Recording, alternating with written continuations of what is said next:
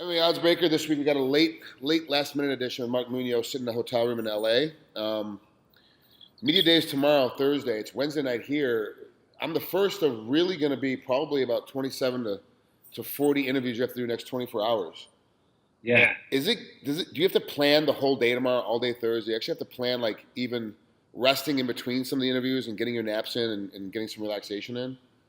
Yeah, I mean that's very important, especially during fight week when you're cutting weight. You know, some have to cut more than others, and I'm a fairly big middleweight, so I definitely have to plan times to rest and recover. Because if I don't do that, then during fight day, there's definitely going to be a big difference between me being fatigued and me being at the best that I can be. So the UFC the UFC gives me a schedule itinerary of where I need to be and at what time, so I could plan accordingly based upon what I have to do on each day.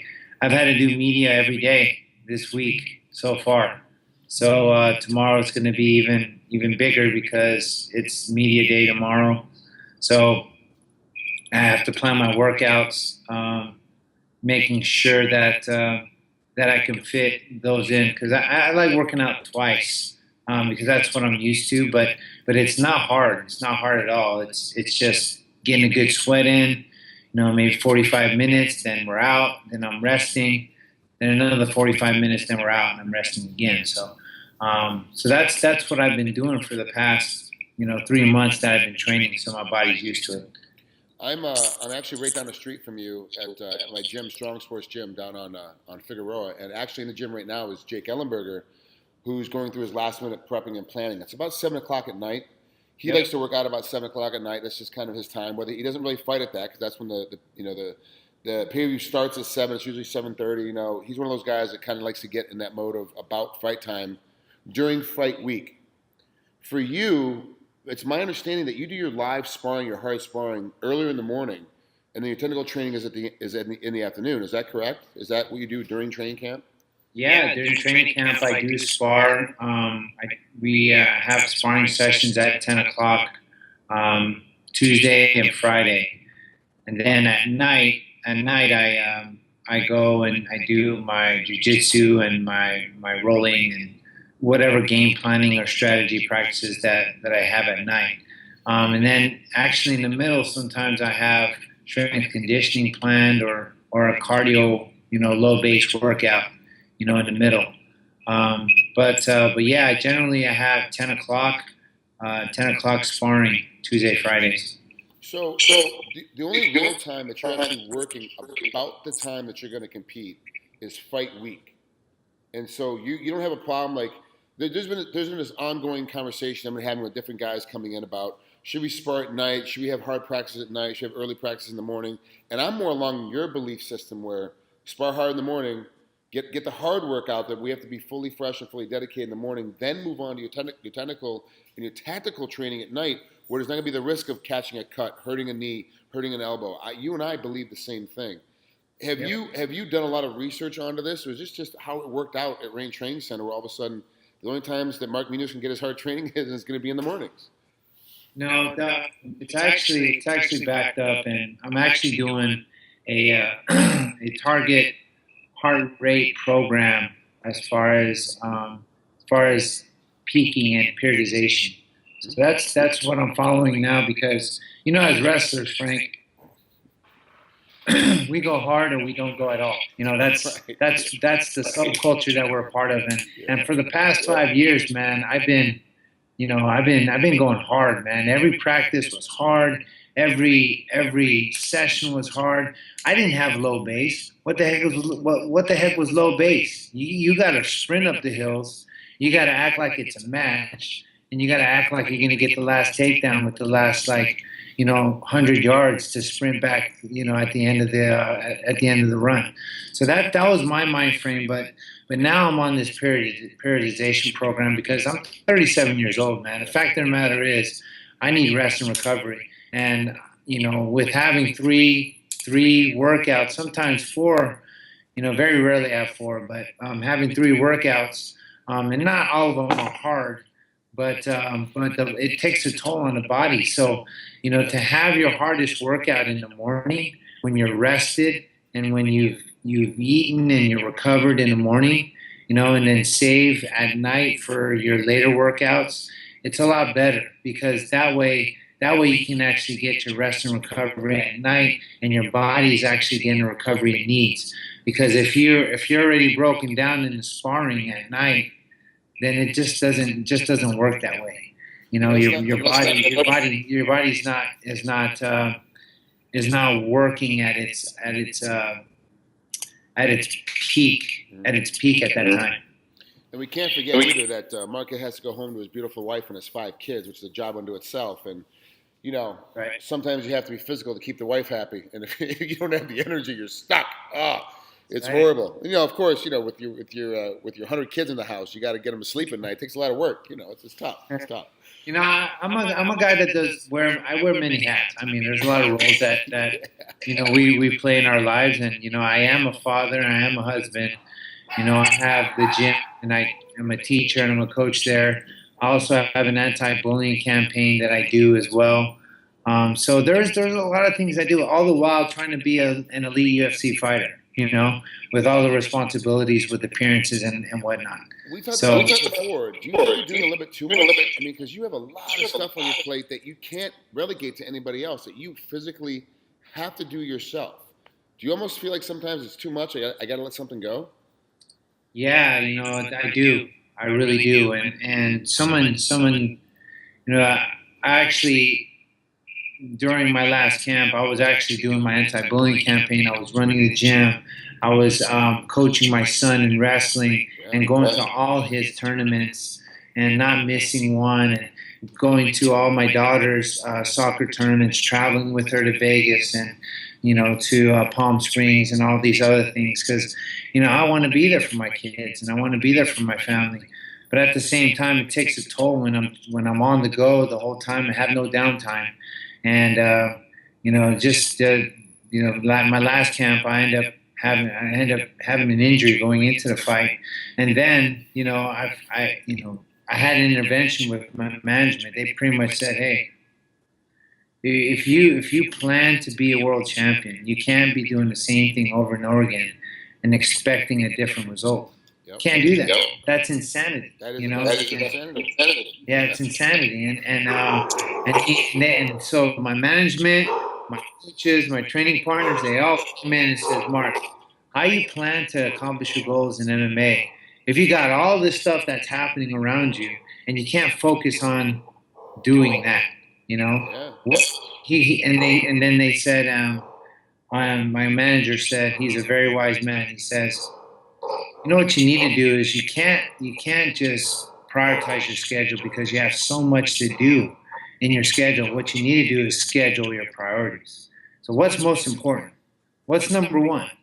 What gives your family? What supports your family more? Is it your gym? Is it your anti-bullying campaign? Is it your fighting in the UFC? What is it? And I told them it's the UFC. Yeah. And I get paid more in the UFC. And they said, well, you need to focus your efforts in doing that first. Seems like you put that on the fifth down on the list. And you're doing everything else first. And you being a UFC fighter is down 5th on the list. Like, how's that going to work? So it made sense, and I switched up everything, and now I'm having support and my training partners and my coaches. They're understanding, and they're running my camps. I'm not running my own camps anymore. I'm just trusting now, and so it's been amazing, man. It's been great. I'm going into this fight focused. Going into this fight not injured, finally.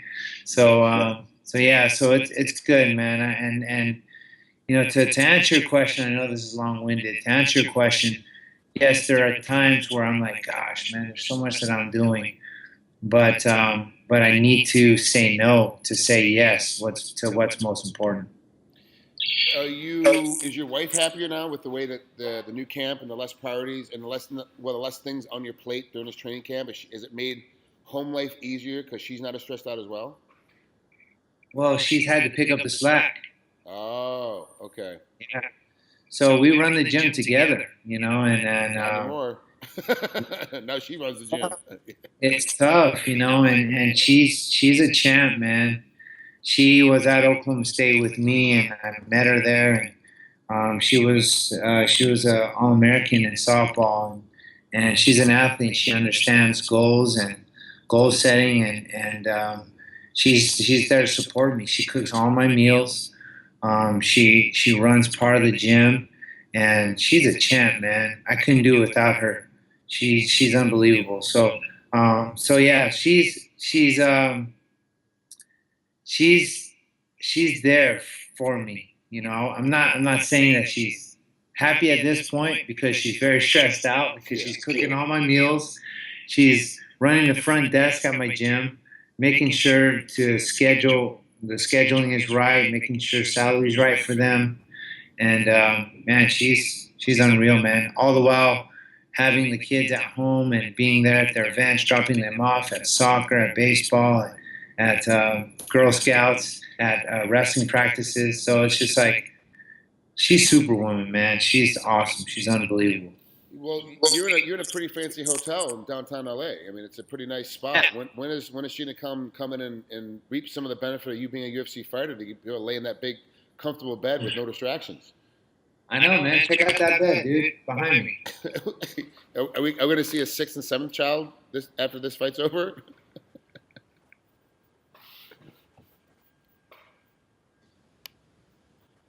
Looks like Mark's internet service, of course, on the joke, it comes off. So,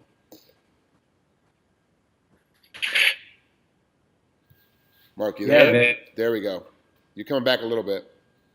Can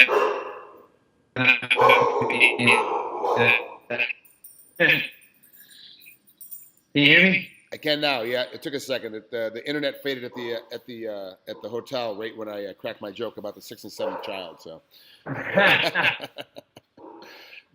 So you've got dialed in at home. You've got your priorities straight. Now let's talk about your opponent, Carneiro. This is going to be a tough fight for you. Now, mind you, I didn't know you were injured going to the Musasi fight. I never saw him.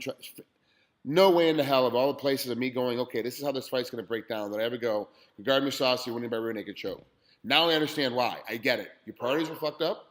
You had too much shit on your plate, and you were injured going into the fight. That all makes sense. Now the question becomes, everything's rearranged, everything's set up. Take me through, I know you don't want to give me your game plan because that's secret. You want to keep that to yourself. Take me through, if he's looking at your last 4 fights where you've got Weidman, Boch, Machida, and Musasi, you only beat Boch. He's looking at those last 4 fights. You got a game plan specific for Mark Munoz. What do you think that he's doing? I bet you he's concentrating on defending my takedowns. He's concentrating on making sure that he doesn't get his back on the fence. He's making sure that he can actually get on top of me somehow by taking me down, taking advantage of his jiu-jitsu. So yeah, I think that he's going to be doing that, and I think he's going to want to try to take my back and choke me out. So you know, that's what I think he's going to do. You know, I think he's going to want to counterpunch and stop my takedowns. That's mainly what I think he's going to do. So obviously you've spent years of stopping guys from stopping your takedowns. I mean, that's what we do. Everyone knows we're going to shoot. Everyone knows we got to defend. It's the game. That's part of it. But now there's a whole different aspect thrown into it. He can defend your takedowns and throw punches. Defend your takedown by throwing knees at your head. Defend your takedowns by throwing kicks at you to keep you off balance. There's a whole lot of other stuff going on. How much game planning and how much thought process went into, I know he's going to try to stop my takedowns using these other attributes. Did you actually have to game plan for, or were you more about, hey, I'm going to do what I'm going to do. I have to be better at what I've done, what I do in the past. I have to make it better now. Or were you more worried about game planning and trying to adjust off of what he's going to do? You know, I don't do that. A guy that's straight I do. And for me, that's you know, I've always been a guy that, you know, takes guys down and on top. There's a lot of times where I've actually been on my back and I actually feel comfortable on my back. You know, I'm very versed in jiu-jitsu and I'm comfortable there. So, you know, having said that, you know, I don't want to be a guy that watches his film and is like, it's actually, I analyze his fights and paralyzed in the fight. You know, paralysis by analysis.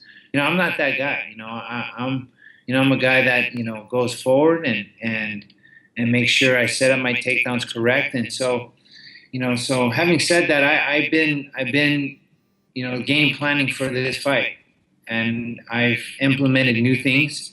You know, I think you totally need to reinvent yourself reinvent yourself when you step into the octagon. Sure, you're going to have the same tendencies, but if you have a different weapon going into the octagon the next time, I think you're that much stronger and unpredictable. And I think that's the key for me in this fight, is being unpredictable. Whether he thinks I'm shooting, whether he thinks I'm punching, whether he thinks I'm kicking or kneeing, you know, that's what I need to have him. I need to have him off balance. You know, I can't have him just thinking that I'm going to shoot the whole time and try to take him down. These last few questions are simple, quick, easy answer questions. Win, lose, or draw, the UFC always has the opportunity to release you from your contract and let you out of the way. You only won one fight out of your last four. The UFC, even if you win, the UFC decides to cut you. Do you continue to fight for a different organization? Will you keep on fighting because the passion's in, or UFC lets you go? Mark Munoz is done. Yeah, you know, I set out goals to accomplish in the UFC, and if they let me go, so be it, man. That doesn't define me. You know, what defines me is surrounding me, is using the legacy that I've had in the UFC and the platform that I have in the UFC to leave a lasting impact on those that I come into contact with. And that's what I've been doing, man. I've been fortunate enough to fight in the UFC since 2009. You know, and that's a long time, man. It's 6 years I've been in the UFC, and you know, the UFC just got into the Philippines, and you know, I definitely want to be the pioneer and lead that expansion of MMA in the Philippines. So there's definitely a lot of things that I can do. You know, I've been in the sport for a very long time, and there's a lot of avenues and a lot of directions that I can go, and I just want to be able to follow my passion and impact those that I come into contact with, and make a living doing it. You know, so I love coaching, I love teaching. That's what I love doing, and I'm going to continue to do that way after I'm fighting, because I was a coach before I got into MMA, really. Yeah. You know, Uriah Faber says, "Hey, Munoz, you need to learn how to fight." I'm like, bro, I'm a lover, not a fighter. I'm not going to fight. And then lo and behold, you were there. Yeah. You were there for my Yep, first time. Yeah. You were there, dude. I was sparring Randy Couture, and I'm like, I couldn't believe it. That was the training camp when I fought George St. Pierre. That was that training camp. Yes. Went to Sacramento. Yep. That was. Yeah, I remember. I talk about that all the time.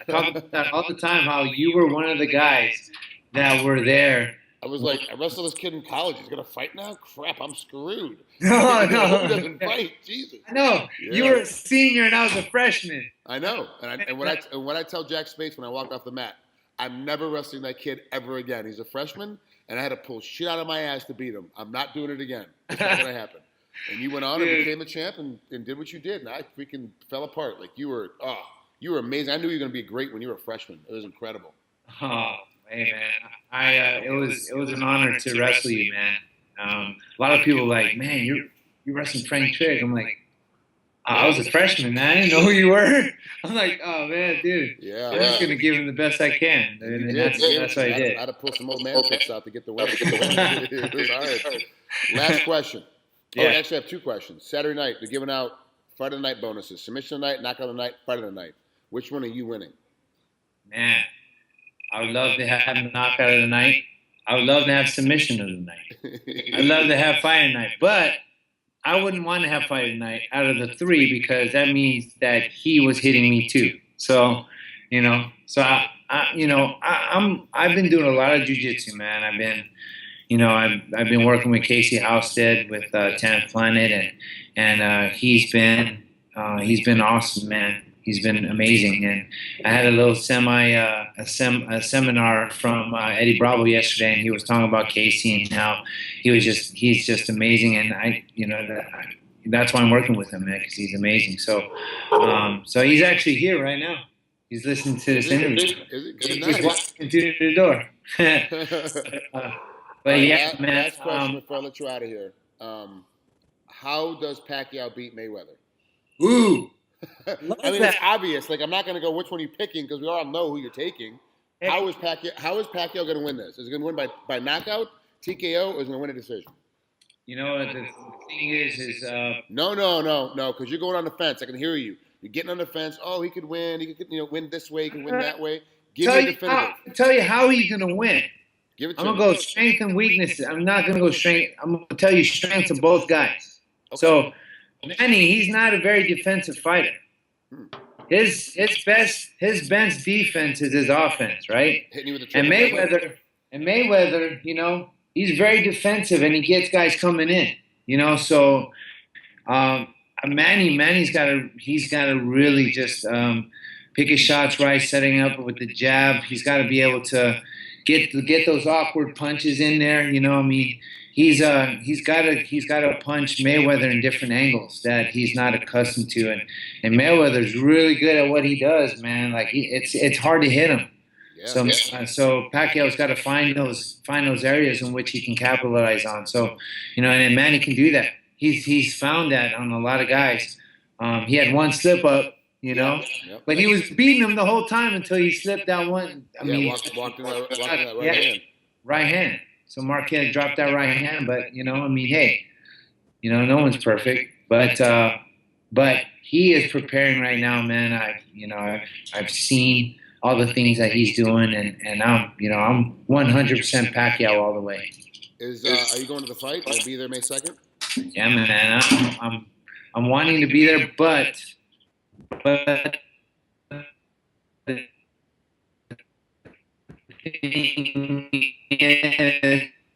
there's talks that I might be in the Philippines around. I tell you what, if you can't go May 2nd, give me your tickets. I'll go for you. It'll be fine.